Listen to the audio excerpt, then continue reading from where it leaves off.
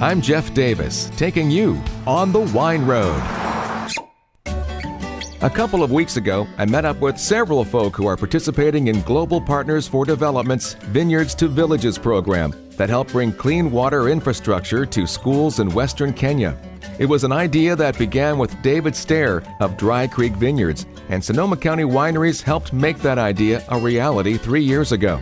I met Amy Holter of Global Partners, along with Clay Fritz of Fritz Underground Winery and Joe Fapoli and Leah McCormick of Christopher Creek Winery at a tasting event to talk about the upcoming second annual V2V Wine Safari. Yeah, we're really excited about it this year. We have 11 participating wineries, which is amazing. So from September 3rd to September 11th, people can have access to complimentary tastings at all of those wineries. And you also get the benefit of feeling great because you're bringing clean water infrastructure to children in schools in Western Kenya. These exceptional wine tastings are often hosted by owners themselves. So, Clay Fritz, owners like you will be offering truly unique experiences. Yeah, we're really excited. The main wine we showcase in conjunction with this is our Russian River Reserve Chardonnay. And that wine comes with a special donation back to the Vineyard to Villages program. It's actually 30% of the proceeds go back to it.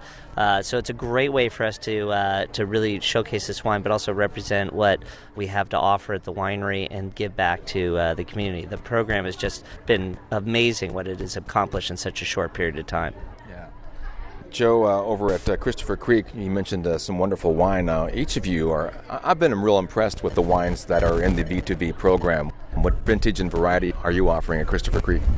So we're focusing both on some single vineyard estate wines between our Petit Syrah and Syrah, as well as some blends that we're doing that are based on our estate fruit to kind of showcase the versatility of Sonoma County, and at the same time helping such a wonderful cause as we are.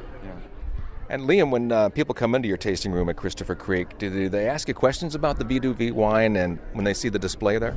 Oh, absolutely. It's definitely, I think, inherent in most people that they want to help. And when they see something like that where it's creating such an amazing water source for these people that don't have such access to the water, and they can drink at the same time, it kind of hits both those things right there. So they're more than willing to help and definitely ask questions about it all the time. And I also just wanted to mention that Christopher Creek and Fritz Underground Winery are two of the wineries that actually do this all year round. So the Wine Safari is a great opportunity for people to visit more wineries that support us, but there are 5 wineries in Sonoma County that are always supporting Vineyards to Villages, so just wanted to give them a shout out. Those 5 wineries who are always selling V2V wine include the Windsor Tasting Lounge, Pedroncelli Winery, and Vizsla Vineyards, as well as Christopher Creek and Fritz Underground Winery, as she mentioned. Amy has had the extreme pleasure to see the Vineyards to Villages project grow over the last few years, in person. Absolutely. I spend about 2 months a year in Kenya, Kenya, Tanzania, and Uganda, but it really is amazing. For example, when I was visiting some of these V2V water projects last year, I got actually a complaint from one of the teachers because she said that she has to keep the kids from going to use the new water systems because they pretend that they have to go to the bathroom just so they can wash their hands because they've never so unique, huh? Yeah, they've never seen tapped water before. They've never seen water coming out of a pipe before, and so they get really excited, want to wash their hands all day. You can see a photo as a perfect example of what Amy just described at the Global Partners for Development website, gpfd.org. Kids with big smiles on their faces with their hands in the water, like witnessing a miracle. You can also learn about the V2V initiative there as well. I realize many of you may be thinking, why are we sending funds to Africa when we should be taking care of our own here in Sonoma County and the U.S.? So I posed that question to Amy. Sure. Well, another example of how this is sort of international giving locally is that Dominic Fapoli, one of the owners of Christopher Creek, and John Vizsla of Vizsla Vineyards, who supports V2V as well, both of them went over with me to Africa last year and got to see this firsthand. We are a small, local, Sonoma County-based nonprofit, and so we work very, very closely and directly with communities in East Africa. Our goal really is to help them become self-sustainable. We hope to work ourselves out of a job, basically. But, in Sonoma County, there is a lot to do, and I participate with Active 2030 as well. There's a lot to do locally, but people here have water. There's different levels of ways to help in the world. So, And I think one of the amazing things of what they're doing with Vineyard Villages is the sustainability. It's something that hits a chord with us locally, and it's something that we'd like to work with on a grander scale. So to be able to actually implement sustainable practices and be able to provide that is actually just taking what we're doing here locally already and providing it in a different venue. So it is a little bit about taking what we have, the plus we have here, and it doesn't take anything away from the local community because we are also involved, in many other ways. And but this is really, a program that makes sense and it works well and it has a longevity that wouldn't normally be seen in a straight charitable opportunity. So Christopher Creek Winery, we do a ton of different charity projects, including Vineyards and Villages, but we work with our local community and then on a grander scale nationwide with a lot of different kind of small charities around the country. We're definitely about the kind of global localization and kind of trying to do things on a ground up level, and that's kind of what we're all about. Yeah. And they also have a great pool. I was just going to say they're one of the few wineries that has a pool in the back overlooking a vineyard. Fritz Underground Winery's been a staunch supporter of this program. We're very blessed to have unique property in a great location, and the water that we naturally harvest on our own property and be able to use gravity in a sustainable model really provides a foundation to do something better and showcase what the land has to offer. Fritz and Christopher Creek have both been a part of this program since its beginning in 2014, and since this program started, we've raised close to $100,000 and brought clean water to thousands of people, children and their families in Western Kenya. So just, of course, a big thank you to everyone that's been involved in that, and hopefully the Wine Safari will push us over the $100,000 mark. Yeah, you should all be proud. The Vineyards to Villages Wine Safari is Saturday, September 3rd through Sunday, the 11th. You'll receive complimentary tastings at all 11 participating wineries. 30% of the price of each bottle sold goes to the V2V Clean Water projects, and 100% of the $50 ticket goes to the project as well. That's $50 for 11 wineries over a week. That's a great deal, and you'll feel good about supporting Vineyards to Villages. Participating wineries include Merriam Vineyards, Pedroncelli Winery, Portalupi Wine, Thumbprint Cellars, Trioni Winery, Williamson Wines, the Windsor Tasting Lounge, Visley Vineyards, Duami Winery, and Christopher Creek and Fritz Underground Winery.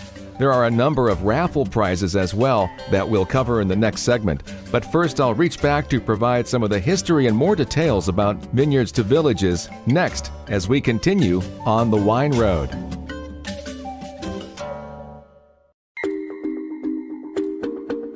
Welcome back.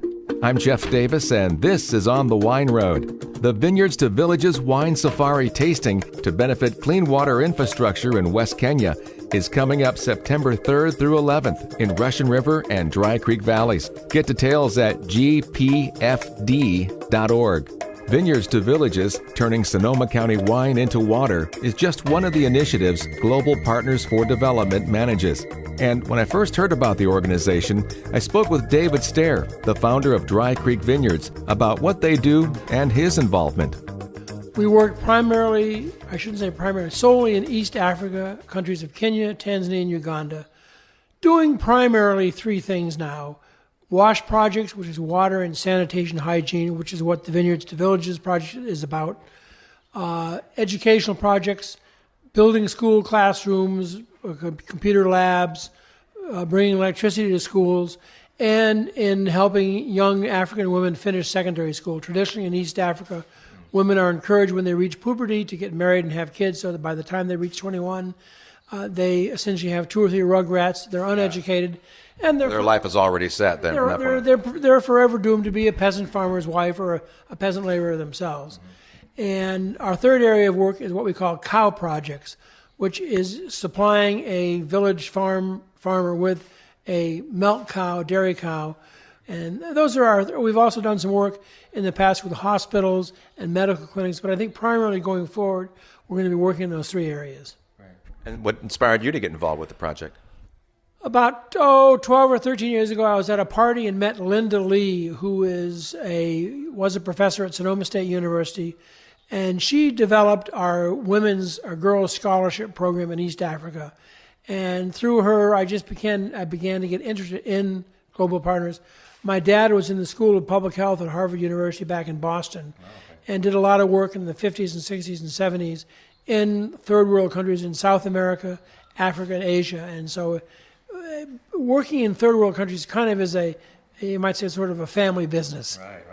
You told a touching story of meeting someone you adopted a long time ago over there, not too long ago. Yeah, my wife Lee and I sponsor 3 Ugandan girls in our scholarship program to finish high school and hopefully go on to college. And when we were in Uganda this past February, we met all 3 of them. One of them wants to be a nurse, one of them wants to become a teacher, and one of them wants to become a lawyer. Lee and I have both decided, as long as we can afford it, we will guarantee these kids' way through college. Wow. Yeah, you've done your job to get them out of poverty, and you must be very proud of that. Yes, it is. Very nice.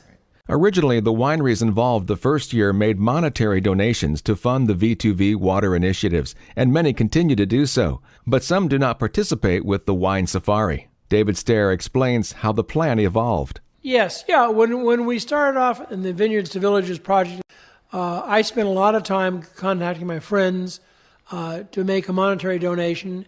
We raised about $40,000 that way. Gallo gave us a nice contribution. My own company, Dry Creek Vineyard, gave us one. Pedroncelli gave us one. Corbel gave us one. The really small wineries just didn't want to give cash. And Dominic Fapoli from Christopher Creek came up with the idea, hey, small wineries don't have the money, but they have some wine, and they want to become involved. And I think in the long run, if we can sell 50 cases of someone's wine and they donate half the sales price, that's more than the monetary donation that they would have given. That's David Stair of Dry Creek Vineyards and one of the officers of the board for Global Partners for Development. I also spoke to Executive Director Daniel Casanova, and at that time they had about 20 projects they were hoping to complete. So it's actually, I think it's 21 schools in this one district in Kenya, and so we'll just keep going down the lists of these projects. And I always tell people we do a lot of water projects in Uganda and Tanzania and Kenya, and I'll say they don't have any water. But in particular, this one district, it's literally they don't have any water. So the school will be in a dry area where all of the kids are bringing in their own bottles of water and whatever they have to carry it to school in, and then they all share it in a communal bin. And literally, that's the water that the teachers, the students, the school, they use for everything for the day, and then they go home. And sadly, they're also sharing waterborne diseases as well when they do that. They don't know where it's coming from. It could be coming from just one source, but it gets dumped into a big tub of water and everyone's sharing it now. And I was saddened to hear that 3.5 million people die each year from water-related illnesses. And that's staggering. Yeah. I mean, it's a simple thing of development with water where it's like they don't need some fancy harebrained scheme idea to solve their problems. They literally just need to have a water system built, and it doesn't look like any, amazing manufactured idea. It's literally just building a giant tank and digging a borehole and bringing water in those places. Because we've done studies where we see where the kids in these districts bring the water, and so a lot of times they'll come from shallow wells, and literally a shallow well is literally just whatever someone in their backyard was able to dig, and it's muddy and gross and just full of water, and the kid will stick their bottle into that, and that's the water they take for the day. Yeah. Education is also a major part of it, how to wash your hands, how to deal with water in a clean way, and to maintain that cleanliness. Yeah, it sounds offensive, like to teach people how to wash their hands. I mean, I think that you have to imagine what it's like for these kids coming into these schools where they just don't have access to running water. So where we have, spouts everywhere. You can wash your hands anywhere you go and go places. When we go into these schools, we will build them a hand washing station. So part of it's like, it's really bizarre to them. Like, what's this thing standing here for? So there'll be a lot of community education around the kids using that and washing their hands. And well, even we today still have signs in our bathrooms, wash your hands if you're dealing with food. So in keeping those in Kenya, Tanzania, and Uganda healthy has a reverberating effect as it helps their education and their economy grow as well. Yeah, absolutely. I mean, so we don't just do water projects in these places. So usually when we partner with the community, we're also building school facilities. We're bringing in, extra materials for the teachers in school to use, or building computer labs or science labs. And then in some cases, and particularly with these ones in Kenya, if we build a water project at a school, it also benefits that whole community, not just the members of the school and the students, but all of the people living nearby end up going and using that water project. And then we work with the women's groups or with different groups, local groups in the area, so that they can collect a little bit of money from the use of the water so that makes it sustainable to, build repairs. Because I think what happens around the world with development for water is that an agency comes in, has this great idea, we're going to help this really poor area. They go in, they build a big water project, and they leave, and then there's no plan or foresight about the maintenance of it. And you go back to these places year after year, and you'll just see these empty water projects that aren't working anymore. So there's a lot of sustainability built into the model that we use. If you go to their website, gpfd.org, which stands for Global Partners for Development, you'll see photos of some smiling, happy, and appreciative people in those communities. It really is bringing much greater sustainable life to the areas. So consider signing up for the V2V Wine Safari, September 3rd through 11th, and enjoy some exceptional wine in Russian River and Dry Creek valleys, and help turn Sonoma County wine into water. I mentioned earlier that Amy Holter of Global Partners had details on a raffle. A lot of wine is going to be given away. Be raffling off a case of V2V wine, also a couple half cases, and then we're also going to have some wine swag that we're raffling off. And so when people buy tickets to this event, they will be entered into the raffle. And then if they visit every winery and then post their completed safari pass on Facebook, on Global Partners Facebook page, then they get 10 additional raffle tickets, and then they get an extra raffle ticket for every V2V wine that they buy. Good luck keeping up with all of that. Yeah.